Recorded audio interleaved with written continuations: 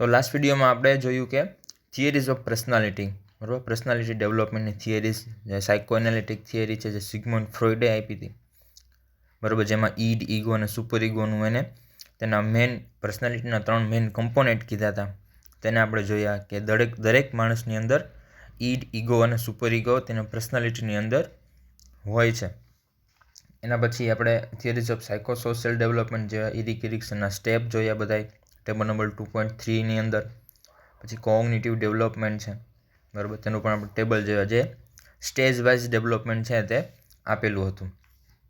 પછી theory of moral ડેવલપમેન્ટની અંદર 3 level કીધા હતા. પ્રી કન્વેન્શનલ લેવલ 4 થી 10 વર્ષ, જ્યાંથી બાળક જન્મે ત્યાંથી એના ડેવલપમેન્ટ, એની પર્સનાલિટીની અંદર ચેન્જીસ થાય છે. જેમ એની એજ ડેવલપ થાય તેમ તેમની પર્સનાલિટીની અંદર ફેર પડે છે, તેમ તમે નવી નવી વસ્તુ છે તે શીખે છે, બરાબર. તેના લેવલ કીધા છે. પ્રી કન્વેન્શનલ લેવલ છે 4 થી 10 વર્ષનું છે. પછી સેકન્ડ લેવલ છે જે 10 થી 13 વર્ષનું છે.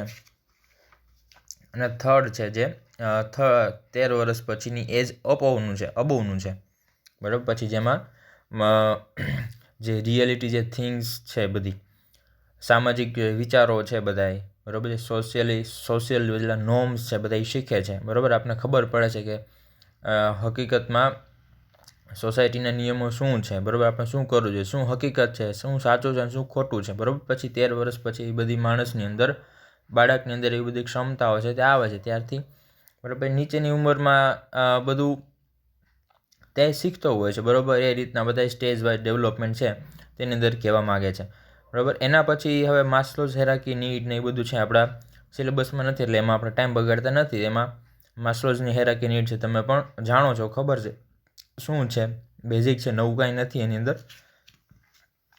પેજ નંબર 54 ઉપર માસ્લોઝ હાયરાર્કીની નીડ છે તે ટ્રાયેંગલ દ્વારા બતાવેલી છે. તમે ફર્સ્ટ યરમાં પણ જોઈ છે, સેકન્ડ યરમાં પણ આવી ગઈ છે. એમાં આપણે જાતા નથી, આપણે ડાયરેક્ટ સ્ટાર્ટ કરીએ છીએ ડિફેન્સ મિકેનિઝમ, પેજ નંબર 55 ઉપર.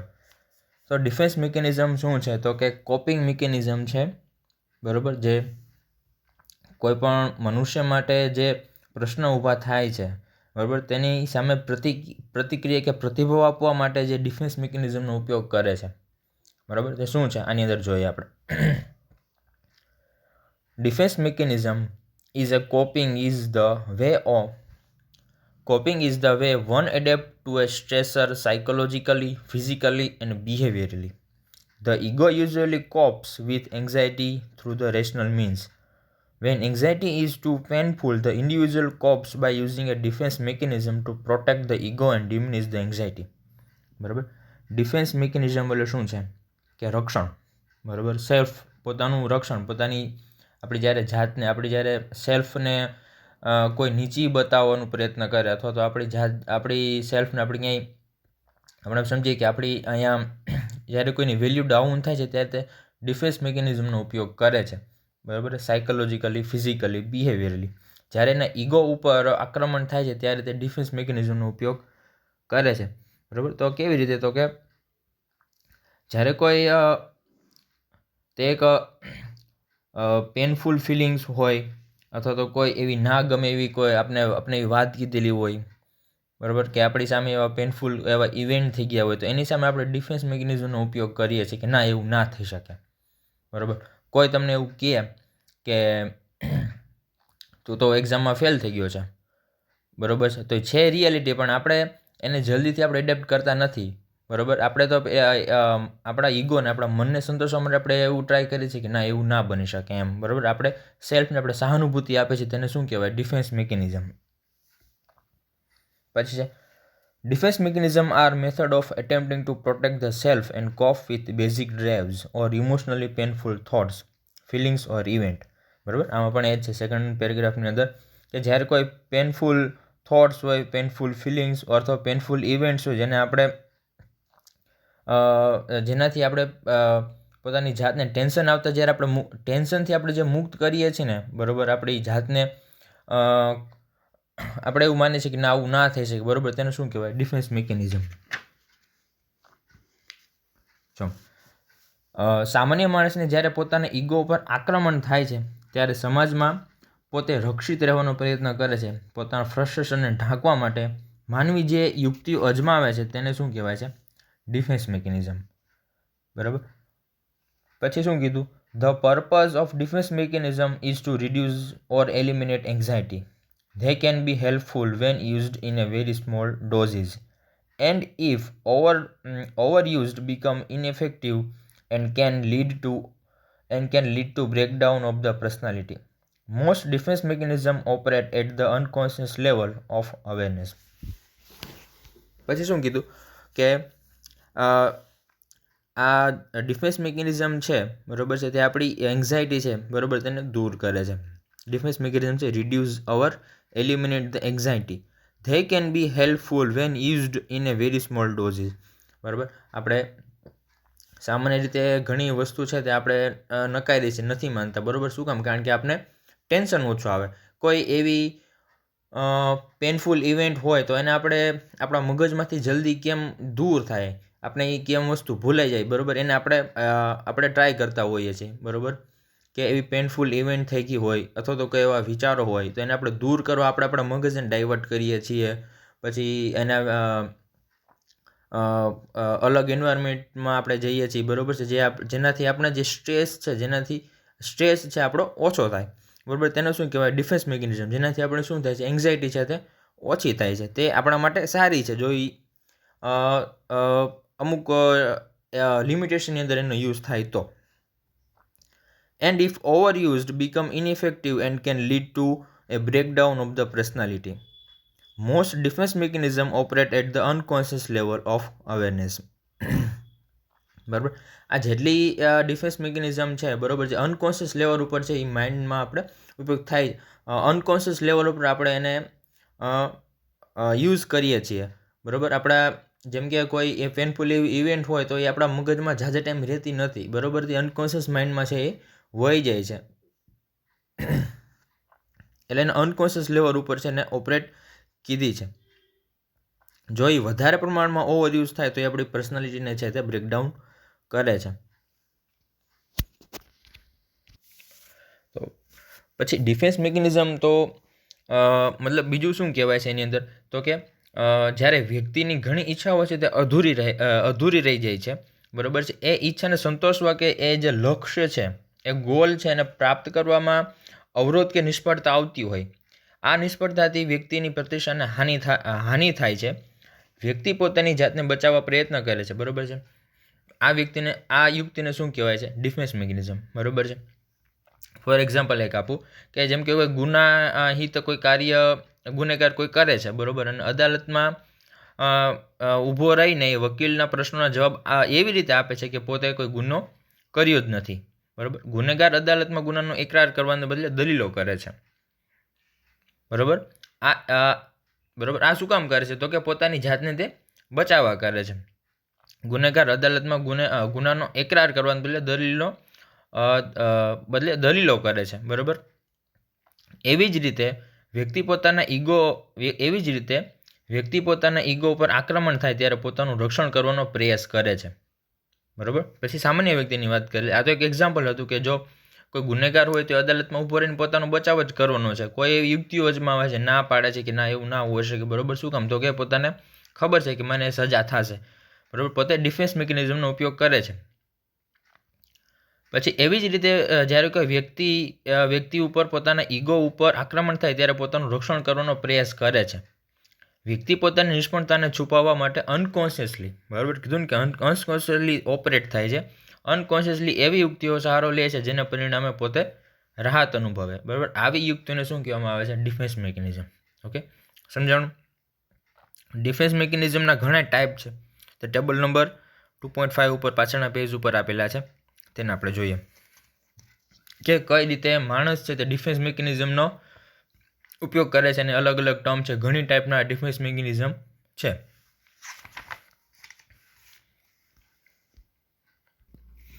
જો પાછળના પેજ ઉપર ડિફેન્સ મિકેનિઝમના ટાઈપ્સ બતાવેલા છે.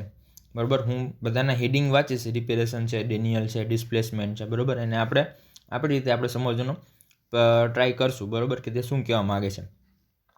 તો પહેલું છે રિપેરેશન. બરાબર. એક્ઝામ્પલ હું આપીશ તમને. પહેલું છે રિપેરેશન. તો આની અંદર શું છે? તો કે આમાં વ્યક્તિ દ્વારા જાણી જોઈને અમુક બાબતોને ભૂલી જવા માંગે છે. આમાં પોતાને થ્રેટનિંગ કે પેનફુલ થોટ હોય છે તેને વ્યક્તિ અનકોન્શિયસલી ભૂલી જવાનો પ્રયત્ન કરે છે. દાખલા તરીકે કોઈ સ્ટુડન્ટ છે જે એક્ઝામિનેશનમાં ચોરી કરતા પકડાયો હોય તો આ પેનફુલ કન્ડિશનને કોન્શિયસલી ભૂલી જવાનો પ્રયત્ન કરે છે. બીજા અર્થમાં ગિલ્ટી એક્સપિરિયન્સ પ્રત્યે એમ્નેસિક બનવાનો પ્રયત્ન કરે છે. બરોબર. રિપેરેશન મતલબ કે જો પેનફુલ એવા થોટ હોય છે એને આપણે કોન્શિયસલી ભૂલી જવાનો ટ્રાય કરીએ કે જલ્દીથી આપણા મગજમાં તે વહી જાય. આમાં એક્ઝામ્પલ આપેલું છે કે forgetting a loved one's birthday after a fight. બરાબર. આ શું છે? રિપેરેશન, કે આપણે એવી અનહેલ્ધી પેનફુલ જે થ્રેટનિંગ લાઈફની સિચ્યુએશન છે બરાબર તેને આપણે કોન્શિયસલી ભૂલી જવાનો પ્રયત્ન કરીએ છીએ કે જલ્દીથી આપણા મગજમાં વહી જાય, જેનાથી આપણે એનું ટેન્શન છે તે ઓછું થઈ જાય. તેને શું કહેવાય છે? તે રિપેરેશન. બરાબર. આ રિપેરેશન ડિફેન્સ મિકેનિઝમ છે. જેમાં પણ કીધું છે ફોરગેટિંગ ઓર પેનફુલ આઈડિયાઝ, ઇવેન્ટ્સ ઓર કોન્ફ્લિક્ટ. બરાબર. એ આપણે અનકોન્શિયસલી આપણું માઇન્ડ છે તે કરે જ છે. પછી ડેનિયલ. બધા અનકોન્શિયસલી આવશે. કોન્શિયસલી અમુક ટાઈપ છે તે ડિફેન્સ મિકેનિઝમની અંદર જે અનકોન્શિયસ મગજ દ્વારા આપણે કરીએ છીએ. બરાબર. ડેનિયલ છે એ અનકોન્શિયસની અંદર આવે છે. ડેનિયલ એટલે શું છે? તો કે આનું બધા જ આપણે ઉપયોગ કરતા હોઈએ છીએ આ ડિફેન્સ મિકેનિઝમનો.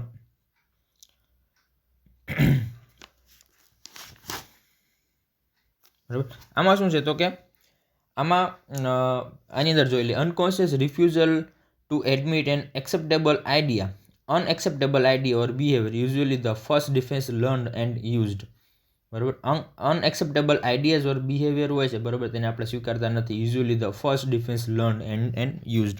બરાબર. આ સૌથી જૂનું છે બરાબર ડિફેન્સ મિકેનિઝમ જેનો બધા ઉપયોગ કરતા હોય છે. સામાન્ય રીતે બધા માણસો છે આનો ઉપયોગ કરે છે.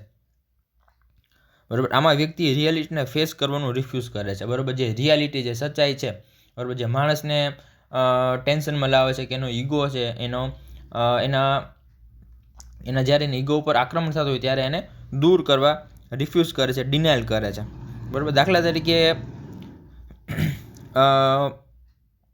જેનો કોઈ પુત્ર છે તે દારૂડિયો હોય બરાબર, તો તેની માતા પાસે એના પાડોશીઓ છે કે આજુબાજુના ઘરના છે તે કોઈ એની ફરિયાદ લઈને તેની પાસે આવે બરાબર, તો તેની માતા છે શું કહે છે કે ના, મારો છોકરો એવું હોય જ ના શકે, એવું કોઈ દી કરતો જ નથી બરાબર, મારો છોકરો કોઈ દી દારૂ પીવે જ નહીં બરાબર. આવો ખોટો જે ડોળ કરે છે તેનું શું કહેવાય છે? ડેનિયલ. ના પાડવી કે આવું હોય જ ના શકે બરાબર. જે રિયાલિટી છે એને ફેસ કરવાનું છે તે ઇનકાર કરે છે. આને શું કહેવાય છે? ડેનિયલ. પછી છે ડિસ્પ્લેસમેન્ટ.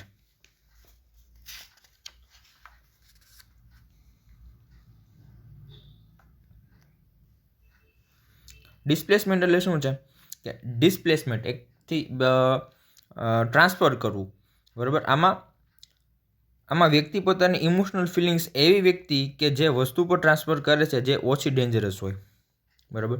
ફાઇનલ એક્ઝામમાં સ્ટુડન્ટને ખૂબ જ ઓછા માર્ક્સ આવ્યા હોય તો તેનો ગુસ્સો ટીચર પર ઉતારી શકશે નહીં. આથી જ્યારે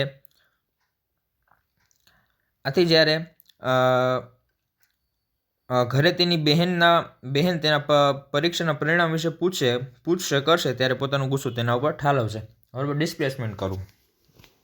અનકોન્શિયસલી discharging pent up feeling to a less threatening object બરાબર. અનકોન્શિયસલી આપણે જે આપણી ફિલિંગ છે, પેન્ટફુલ જે આપણે ગુસ્સો છે તે બીજા ઉપર આપણે ઉતારીએ છીએ બરાબર. જેના ઉપર આપણે ઉતારી નથી શકતા બરાબર છે એના ઉપર નહીં, પણ જે લેસ થ્રેટનિંગ હોય ઓબ્જેક્ટ એના ઉપર આપણે ગુસ્સો છે, આપણા વિચારો છે આપણે ઠાલવશું. એને શું કહેવાય છે? ડિસ્પ્લેસમેન્ટ. એક એક્ઝામ્પલ આપ્યું કે ફાઇનલ એક્ઝામની અંદર જો કોઈ સ્ટુડન્ટને ખૂબ ઓછા માર્ક આવ્યા હોય તો હવે એને કાંઈ ટીચરને તો ખીજાવવાનું નથી, એને ટીચરને તો કંઈ કહી શકવાનું નથી બરાબર. તો તેનો ગુસ્સો છે તેના ભાઈ હોય, નાના બહેન હોય બરાબર તેના ઉપર કરવાનો છે બરાબર, કારણ કે તેને તો કાંઈ તેનાથી ક્યાં પ્રોબ્લેમ થવાનો નથી. તેને શું કીધું? ડિસ્પ્લેસમેન્ટ. ઘણા એવા ઉદાહરણ છે કે કોઈ ઓફિસમાં એના કર્મચારીઓ, એના બોસે જો કાંઈ કીધું હોય બરાબર, ગુસ્સો કર્યો હોય તો એનો ગુસ્સો છે એ તે ઘરે ઉતારે છે બરાબર. આને શું કહેવાય? ડિસ્પ્લેસમેન્ટ. પછી છે reaction formation.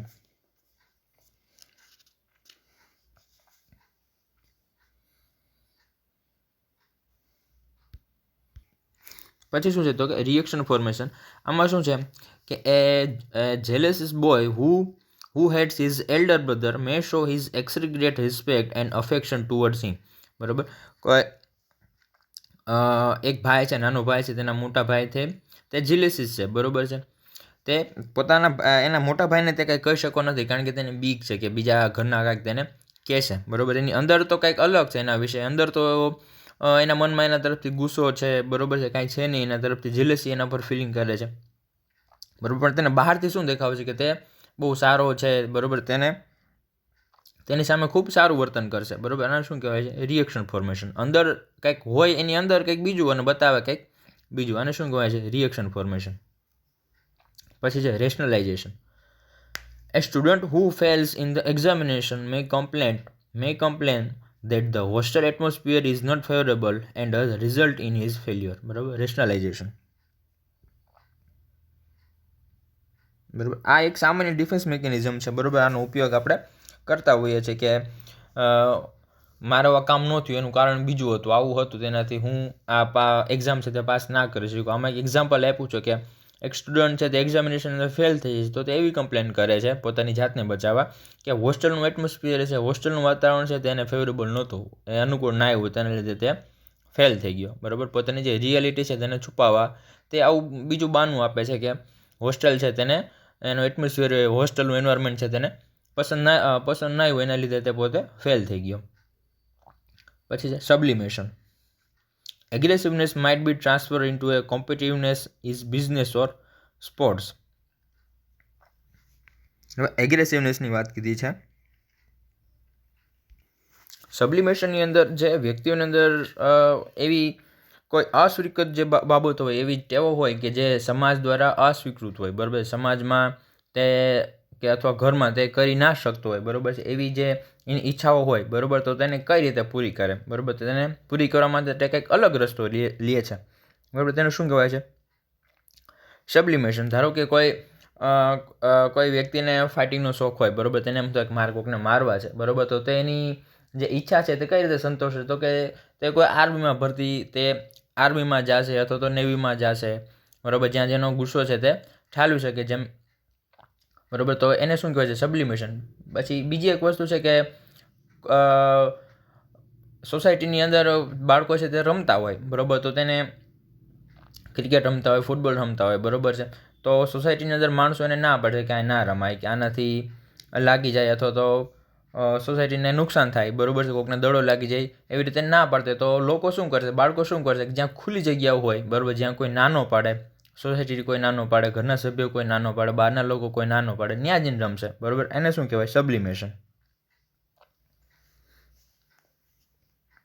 Aggressiveness might be transferred into a competitiveness or business or sports. બરાબર. આમાં આ રીતનું એક્ઝામ્પલ આપેલું છે. પછી છે compensation. A student who fails in his study may become the college champion in athletics. Compensation મતલબ કે સ્ટુડન્ટ છે જે પોતાની સ્ટડીની અંદર ફેલ થઈ ગયો છે, પણ પોતાની જે આવડત છે, બરાબર, તેને બતાવવા માટે તે કેમાં ફર્સ્ટ આવશે?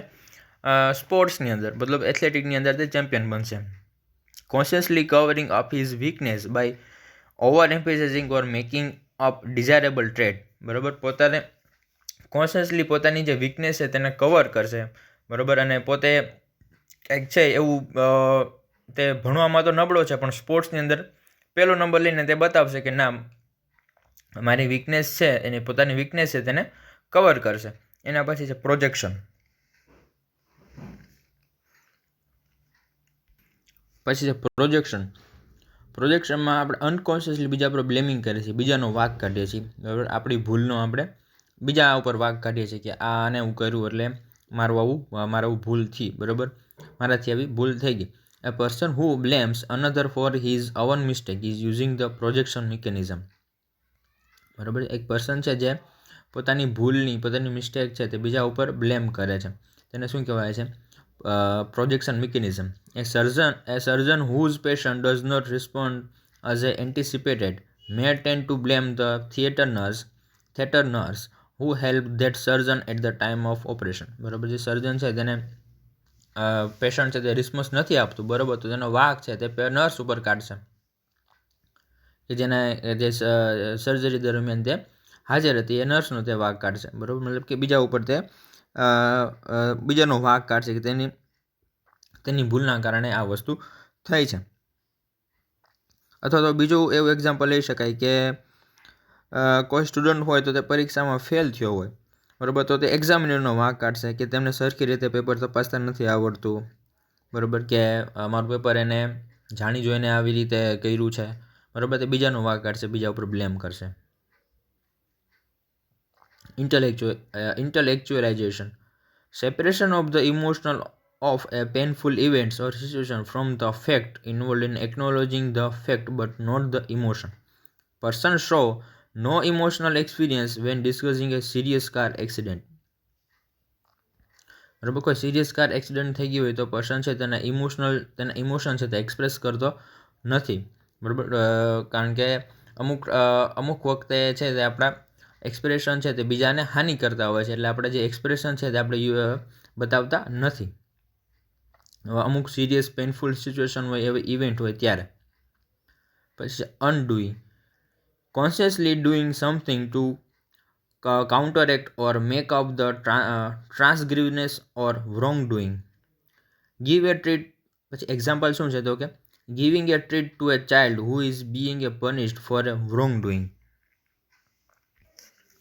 અનડુઈંગ ની અંદર એક્ઝામ્પલ આપેલું છે કે giving a treat to a child who is being punished for a wrongdoing, બરાબર છે.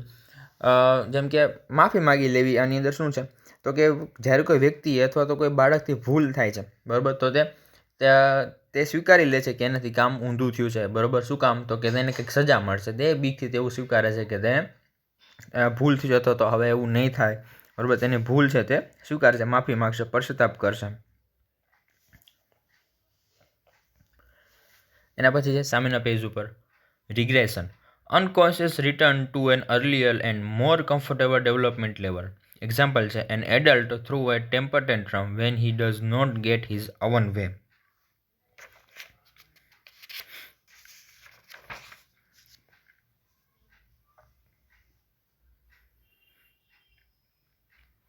બરાબર, આમાં છે તે રિગ્રેશનની અંદર છે તે કોઈ વ્યક્તિ છે અથવા તો બાળક છે તે કોઈ ટેમ્પર ટેન્ટ્રમ કરીને, બરાબર છે, કોઈ પણ એવી એક્ટિવિટી કરીને પોતાની જાતને, પોતાના વાંકને છુપાવવાનો પ્રયત્ન કરશે, બરાબર છે, બાળક જેવું વર્તન કરીને તે પોતાની જાતને છે તે બચાવવાનો પ્રયત્ન કરશે, બરાબર. અનકોન્શિયસલી માં શું કીધું તો કે unconscious return to an earlier and more comfortable development level, જેનાથી બીજા છે તે સમજશે કે આને કંઈ ખબર નથી પડતી અથવા તો આ બાળક છે, બરાબર, એ રીતે એની ભૂલ છે તે જવા દે છે, બરાબર, તેવું એની સામે બિહેવિયર કરે છે. એના પછી છે ડિસોસિએશનની અંદર the unconscious separation of painful feeling and emotion from an unacceptable idea, situation or object. એની અંદર એક્ઝામ્પલ છે amnesia that prevents recalls of previous day auto accident, બરાબર, જે પેનફુલ ફિલિંગ્સ છે, ઇમોશન છે, બરાબર, જે અનએક્સેપ્ટેબલ આઈડિયા હોય જેનાથી આપણે એ વસ્તુને ભૂલી જવા પ્રયત્ન કરીએ છીએ. એમનેઝિયા મતલબ કે ભૂલી જવું, યાદ ના કરવું. Amnesia that prevents recall of previous day or auto accident. Adult remember nothing of childhood sexual abuse, બરાબર, એના એક્ઝામ્પલ છે. પછી છે કન્વર્ઝન.